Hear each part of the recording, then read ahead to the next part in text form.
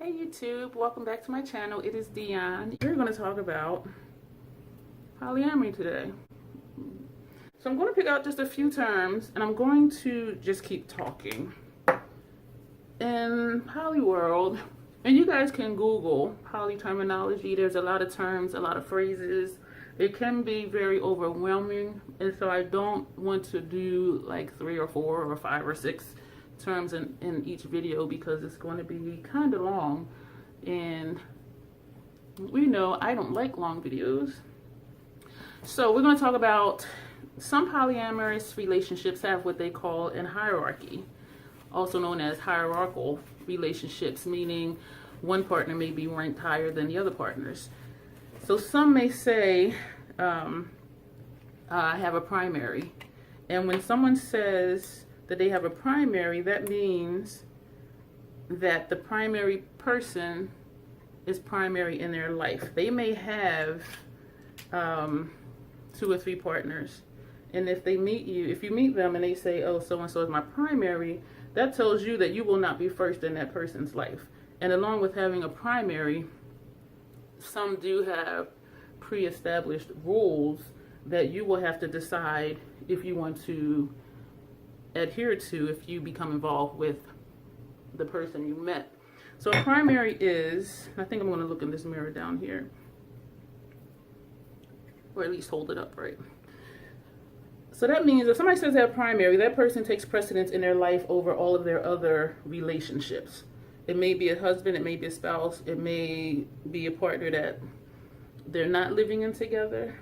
So if someone has a primary, you may be their secondary. But then your relationships are what you agree for them to be. So if you meet someone and they say I have a primary, you may think, okay, I don't want to be involved with this person. I don't want to be second to another person. Some people have primaries and secondaries. And so you may be another secondary. You may be the next person down on the totem pole.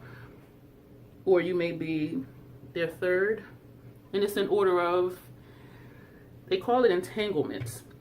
Usually, a primary is a person that they may live with or may not, but they may be entangled, meaning they may have property together, they may be raising children together, they may have joint bank accounts, they may have their names on each other's property, their vehicles, things like that. And depending on if they're married or not, it may be descriptive primary or prescriptive primary. Prescriptive is when they're saying, I'm giving this person priority in my life. This person is my primary because I said so. They will have precedence over anyone else in my life that I am romantically involved with. So they're telling you, this person is my primary.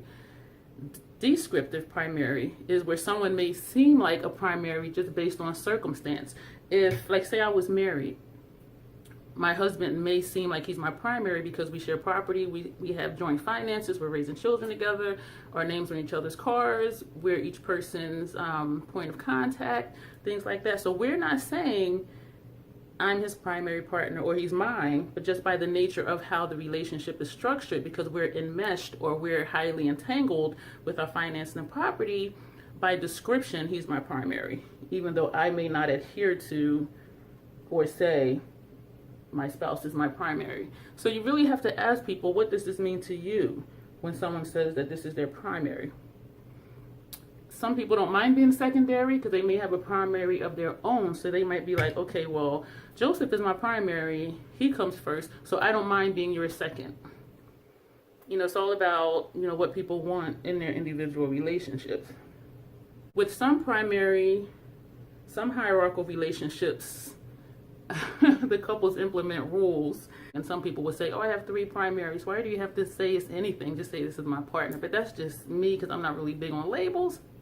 Excuse me. Even though it does help some people identify what their role is in someone else's life. Because if I'm seeing you, I'm seeing you. You're not less or greater than the other person that I'm seeing. But everybody doesn't roll that way, and everybody doesn't see things the same. Some primary relationships have rules such as this one. Oh gosh, I laugh and I cringe at the same time when I hear it. When someone says, "Oh, we have a rule, we have a one penis policy. Now, what the one penis policy is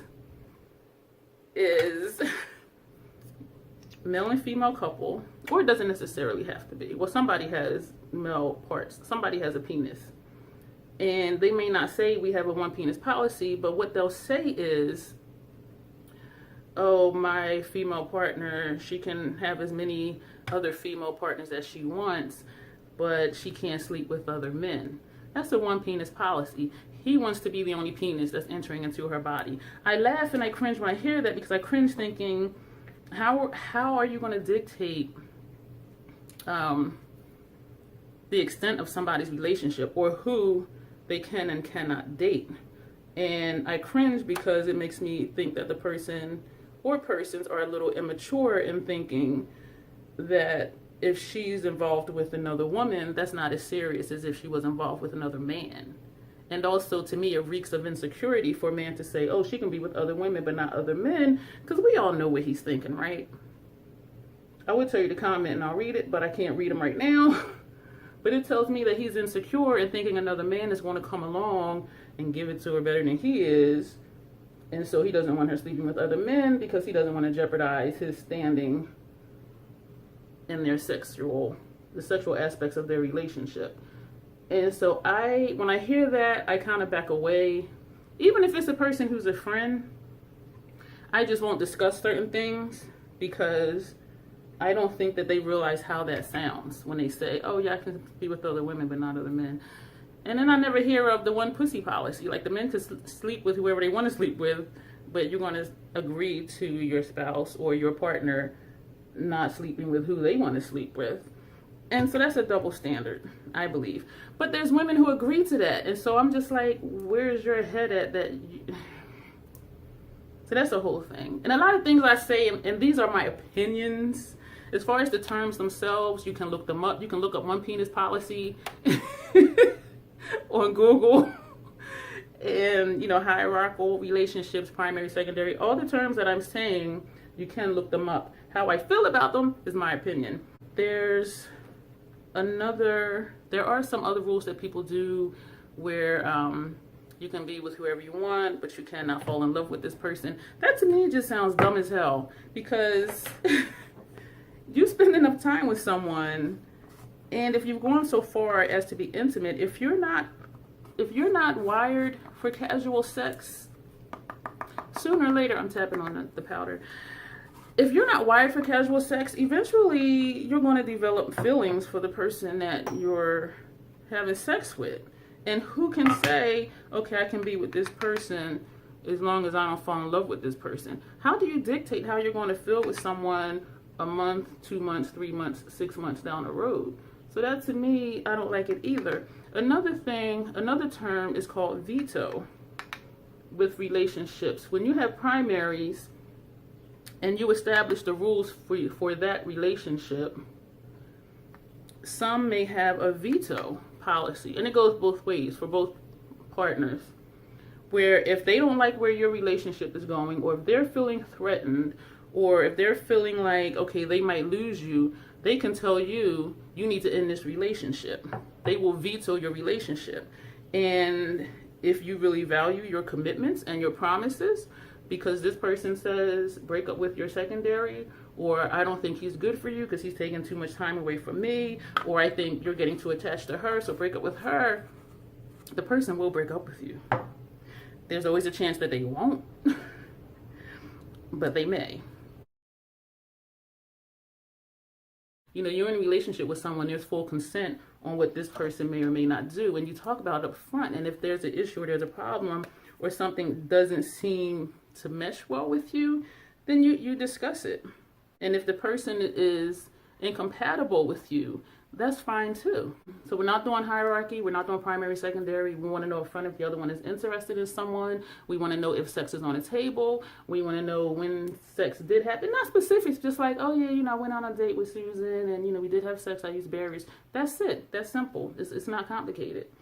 And so today we've talked about hierarchical relationships, primaries, and secondaries, and what a few of the rules are that some people implement into their polyamorous relationships. And so thank you guys for watching, and you will see me in the next video. Thanks.